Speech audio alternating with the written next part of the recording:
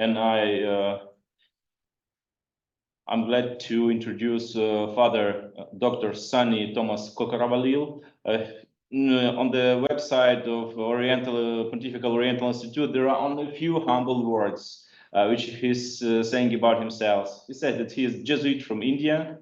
After the priestly ordination, came to Rome for specialization in Eastern Canon Law at the Pontifical Oriental Institute since 2005. After the doctorate, he has been teaching in the Faculty of Eastern Canon Law for Pontifical Oriental Institute.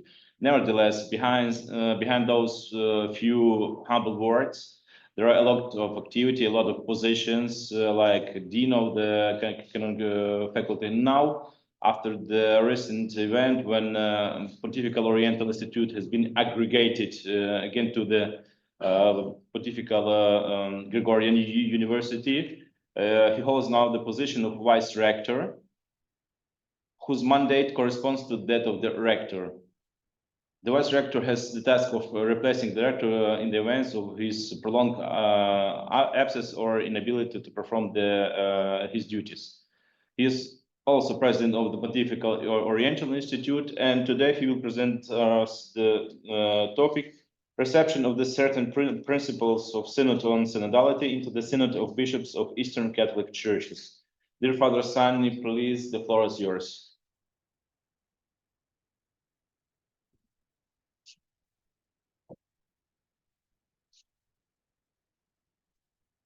Please unmute yourself.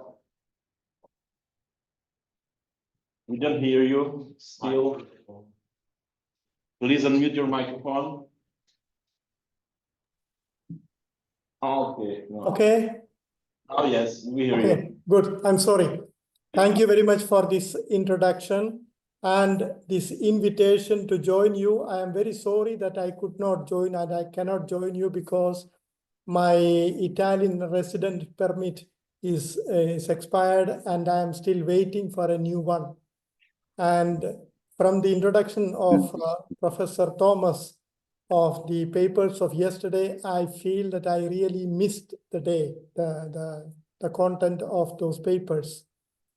Having said this, I am going directly to my paper. The title of my paper is The Reception of Certain Principles of Synod on Synodality into the Synod of Bishops of Eastern Catholic Churches.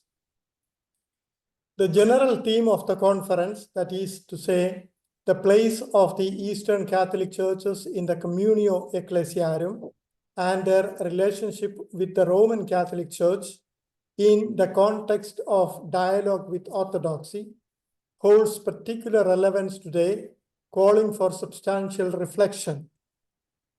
This paper explores how the existing synodal structure of the Eastern Catholic Churches might be enriched by integrating specific principles of synodality that have emerged in the Church Universal, especially those highlighted during the preparation and celebration of the recent Synod on Synodality. Specifically, we will examine how Eastern synods can enhance their process by embracing a principle of broad consultation, fostering attentive listening to all the faithful, directly or indirectly, at various levels as demonstrated in the Synod on Synodality. I shall present a summary of what I have prepared for publication. I presume that all the participants are aware of the process and celebration of the Synod on Synodality. Thus, I shall not speak in detail about it. The synodal nature of the Church, although actively present in the decision-making process of the early centuries, tended to be generally hidden later, especially in the second millennium Western Church. However, recently, the Catholic Church has rediscovered its synodal nature and has deeply reflected on that. This rediscovery has led to the convocation of a Synod of Bishops on Synodality. Formally opened by Pope Francis in October 2021, the Synod of Bishops on Synodality is officially titled For a Synodal Church, Communion, Participation, and Mission, and is a multi-stage process that will culminate in 2 Rome-based gatherings in October of this year, that is 2023, and October of 2024. This was a quotation. This is over now. Quotation is over. The first phase of the 16th Ordinary General Assembly of the Synod of Bishops was intended to gather the faithful and listen to them at the diocesan level. The Instrumentum Laboris is centered on the need of preparing the Church to respond adequately to the demands of a synodal and missionary church, that is, a church near to the people and less bureaucratic. The final document of that synod was published on 26 October 2024, which is approved by the Pope and has the value of magisterium. According to the present law, the Eastern Synods are not accountable to the general faithful and are not obliged to listen to their observations, suggestions, or concerns. Thus, an Eastern Synod can juridically proceed and conclude sessions without any regard for the general faithful's feedback. On the other hand, according to the procedure adopted for the Synod on Synodality, a synod can be prepared, held, and concluded only after carefully considering the observations and suggestions of the faithful at every level, diocesan, regional, and universal. According to the conception of the Synod on Synodality, it is at the parish or eparchy levels that the most basic form of synodality is to be expressed by listening to the faithful, which listening should lead to effective decision-making. In the Eastern Code of Canon Law, there are a few canons on the obligation of bishops and other pastors to listen to the faithful, and on the right of the faithful to speak and make known their opinion or needs. The process prescribed for the Synod on Synodality is in harmony with that right of the faithful. Thus, reception from certain prescriptions for the Synod on Synodality can be considered harmonious with the Eastern Code.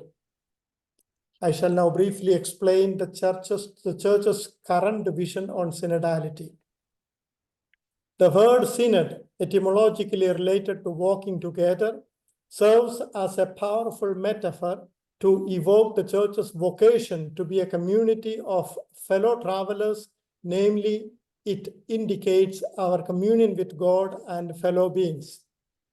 The foundation of this image of fellow travelers is the equal dignity of all the faithful acquired through baptism.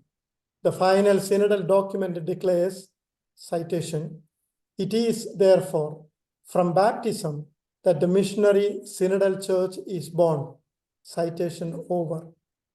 Thus, we can say that the communion ecclesiology, which refers to the communion of faithful at various levels, is at the root of synodality. Rooted in the teachings of Vatican II, the synodal church is presented as the people of God and the sacrament of unity. Valid baptism gathers people into the church communion, and all those who are in that communion walk together under the leadership of Jesus. The deep awareness of being gathered as a people is what makes the church synodal, and thus baptism is the criterion for synodality. Thus, we can consider the Synod on Synodality to be a creative reception of Vatican II. There can be several modes of manifestation of synodality, and each mode may be called differently. All are important for the Church's mission. They are mutually complementary. In his talk on the occasion of the 50th anniversary of the foundation of the Synod of Bishops, Pope Francis said that collegiality is an expression of synodality. Quotation begins. Synodality cannot be identified with the collegial activity of bishops alone, but with the activity of the whole church at a general level. The term synodality, therefore, is much broader than the term collegiality because it implies not only bishops, but the concrete churches, with all their members and at all levels, parish, community, and diocesan. Quotation over. Ecumenical councils, synods of bishops, both central and eastern, council of hierarchs of metropolitan churches, bishops' conference, patriarchal and eparchial assemblies, pastoral councils, presbyteral councils, diocesan synods, etc., can be considered different expressions of synodality. Thus, the synodality of the church is not exhausted in the episcopal collegiality. In the past, as new needs arose, the form of celebration of synods changed. The extension of synods from local to regional and then to universal levels is the best example for this. The institutional structures of synod are constantly emerging and dissolving because every historical period produces its own framework in which the eternal and unchanging truth is expressed at a particular historical moment. This fact is a confirmation that the structure and function of Synod of Bishops, including the Eastern ones, can still change to make it more suited to the nature and purpose of the Church's mission. The perception on the equal dignity of the faithful refers also to their equal responsibility in sharing the mission of the Church, each one according to the gifts received from God.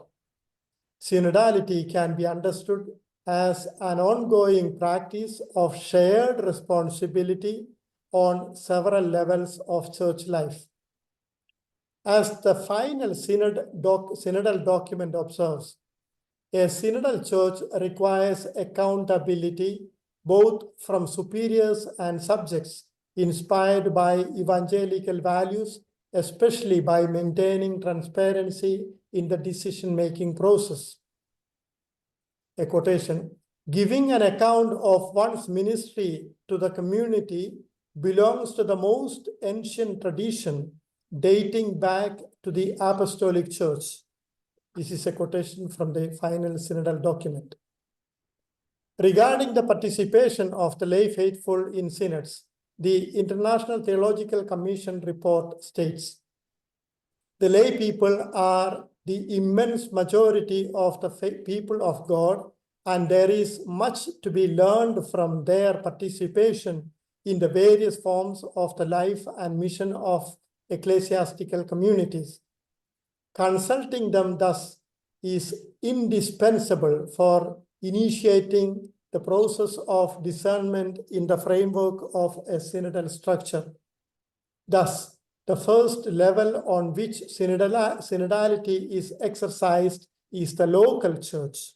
And according to the basic documents on the Synod on Synodality, listening to the lay faithful is indispensable, especially at the parish level. The ecumenical relevance of the synodal way of the church is highlighted in the following words. Citation, "The commitment to build a synodal church, a mission to which we are all called, each with the role entrusted to him by the Lord, has significant ecumenical implications." Quotation over.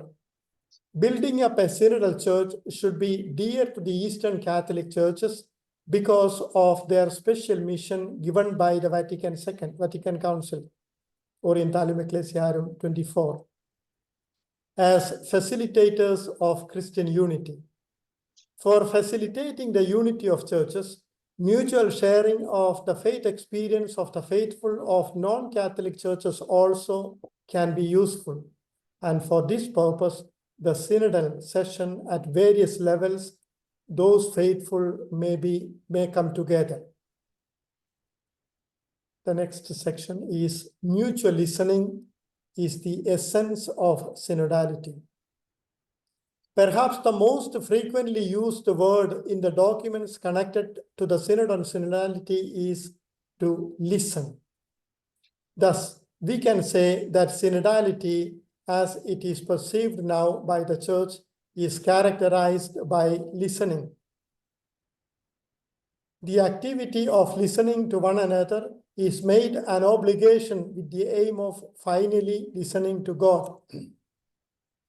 Just as the Lumen Gentium puts the entire church, that is the people of God, before its hierarchical differentiations, the Synod envisions listening to all the baptized without limiting the listening process to the hierarchy. In his speech on the occasion of the 50th anniversary of the founding of the Synod of Bishops, Pope Francis dwelt extensively on the aspect of listening within synodality, using various expressions and images. His emphasis communicates the idea that listening to one another is the central idea of the synodality of the church. A synodal church is a church which listens, which realizes that listening is more than simply hearing. It is a mutual listening in which everyone has something to learn, all listening to each other and all listening to the Holy Spirit, the Spirit of truth. The end of quotation. Returning to the same theme in another speech, the Pope highlights his intention of attributing a central place for listening in the whole synodal process. A quotation. This synodal process was conceived as an exercise in mutual listening. I want to emphasize this. It is an exercise of mutual listening conducted at all levels of the church and involving the entire people of God. This listening in the synodal process is finally a way of listening to God. In the first phase of the synod on synodality at the diocesan level, listening was intended to take place extensively. Quotation over. Presenting the Instrumentorum Laboris, Cardinal Mario Grech says, during the period between the first and second sessions, the synodal path continued to be characterized by the profound listening exercise, listening conducted at multiple levels. It was thus confirmed that the synod is, before anything else, a formidable training ground for listening. Quotation over. The listening activity was planned at various levels. However, in some phase of the application of synodality at the parish level, it is important to promote listening to a non-elected group composed of people from every generation, profession, social class, and similar. While all are supposed to listen to all at parish level, at higher levels, the participation can be an elected group, and that the criteria for listening, for electing those groups can be adapted according to the need and custom of sui juris churches or eparchies. The Vademecum poses certain questions which can be used as guidelines to help effective listening. For example, how is God speaking to us through voices we sometimes ignore? How are the laities listened to, especially women and young people? There are a few more questions which I skip.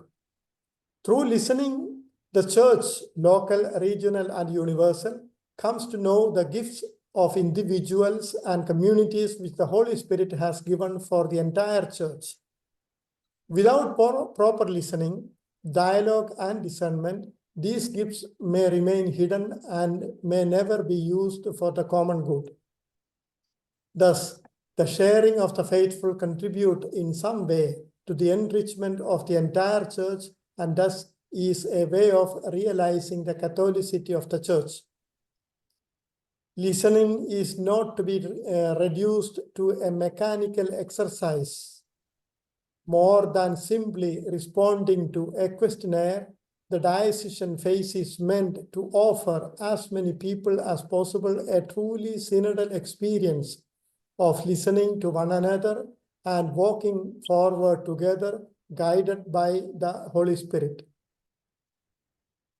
The feedback received at the local levels is to be compiled into a report to help deeper discernment in the higher bodies.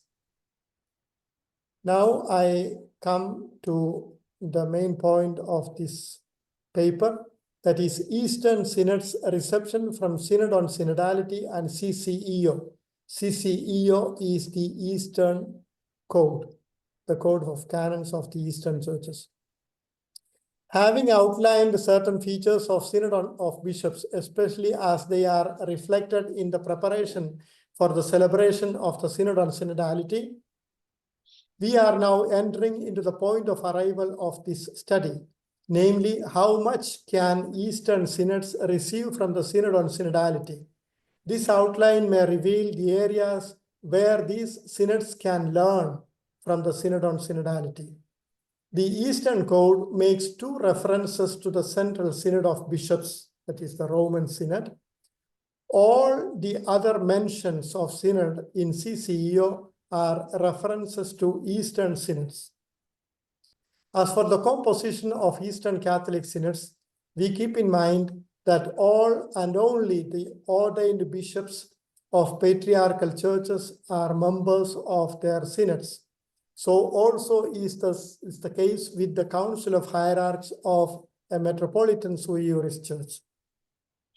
As we have seen above, the Synod on Synodality promotes the participation of all the baptized in the life of the Church so that they can be co-responsible for carrying out the mission of the Church. The synods of Eastern churches, as envisaged in the Eastern Code, is only one way of expressing the synodality of the Church. That is to say, there are also other ways of expressing the synodality. The Eastern churches can adopt elements from elsewhere that are suitable to enrich their synodal system. The organization of the Synod on Synodality provides very effective methods for the organization of Eastern Synods. However, there is no canon in the Eastern Code which obliges an eparchial bishop to report to the Synod the concerns, suggestions, or observations of the faithful of his eparchy. While the Central Synod on Synodality obliges an eparchial bishop to report to the superior forum the result of consultation with the faithful of the respective eparchy, they are not obliged to do so in the synods of their sui juris churches. If the Eastern churches do not update themselves with the new reflections on synodality, their synodal system will remain backward. Making use of the occasion for an organic progress, they could receive from the relevant prescriptions of the Synod on Synodality to Eastern synods. Therefore, a similar process may be prescribed also for Eastern synods by changing certain canons in future. An essential difference between the Central Synod and the Eastern Synods is that the former is not a decision-making body, while the latter is competent to make decisions in several matters. Decision-making power of Eastern Bishops' Synod could be enriched with the participation, at least indirect, of all the faithful. For this, certain principles applied in the organization of the Synod on Synodality could be applied with due adaptation in the organization of Eastern Synods of Bishops, especially in making the faithful participate in it directly or indirectly in view of a common discernment. A few canons attest that the participation of the faithful in the Eastern Synodal process is possible because it is already directly or indirectly present in the Eastern Code. For example, consultation with various commissions, councils, assemblies. Pastors should be solicitous to the needs of the faithful and their rights. I can cite a few canons in this regard, but I avoid it. Thus, we can say that the methods conceived for the Synod on Synodality is in harmony with the nature and vision of the Eastern Code, and the Eastern Synods are part of the synodality of the entire Catholic Church.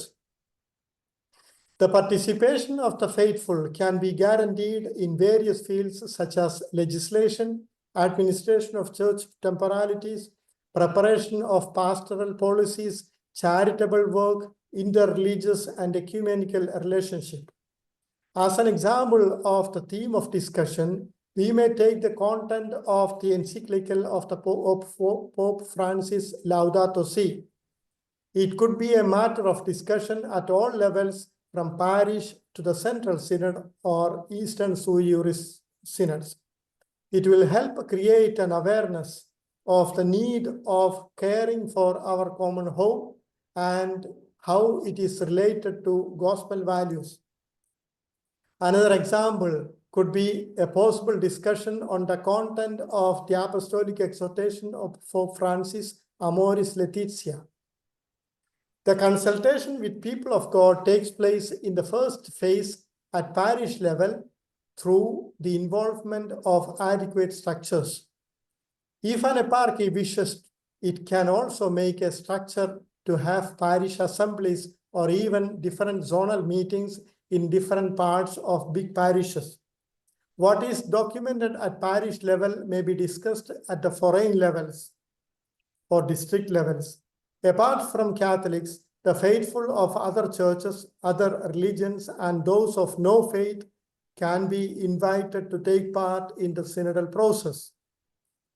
Such meetings are useful to listen to the faithful and draft their observations as suggestions to be presented to the eparchial assemblies, which can send relevant observations and suggestions to the Synod of Bishops of the churches concerned for a more serious consideration. Although these are not prescribed in the Code of Canon Law, given the importance of the synodal way of the life of the church, which is applicable equally to the Western and Eastern churches, the Eastern churches could also apply it. Involving all the faithful in the synodal process can be an effective formation program for them. Presenting the Instrumentum Laboris, Cardinal Hollerich said, "Finally, I would like to mention the numerous formation initiatives on synodality, a theme that had already emerged strongly during the first session. Training programs on synodality have been implemented in many places like seminaries, theology faculties, etc., by dioceses, associations, religious movements, and congregations. Similar efforts could be made in Eastern churches to train those who would participate in meetings at all levels. Preparation is necessary for the faithful, not only laity, to participate effectively in synodal sessions so that mutual sharing and listening may become more effective. Besides, participation in these sessions itself is a formative program." Conclusion. The intention of this paper is to point out that the Eastern Catholic synods have something to learn from the process prescribed for the synod on synodality and can incorporate into their process certain steps applied in that synod. It is a question of demanding a little more than the two assemblies foreseen in the Eastern Code, that is eparchial and patriarchal, and such a synodal process brings synodality to parish and zonal levels also. The final synodal document states that the synodal process does not end with the conclusion of the synodal gatherings in Rome, but continues with the implementation of its decisions and guidelines, especially its method. This directive also applies to the Eastern churches, which are specifically mentioned in this context. In other words, the Synod on Synodality aims to sustain and promote the synodal process in the planning and celebration of Eastern synods. Thank you.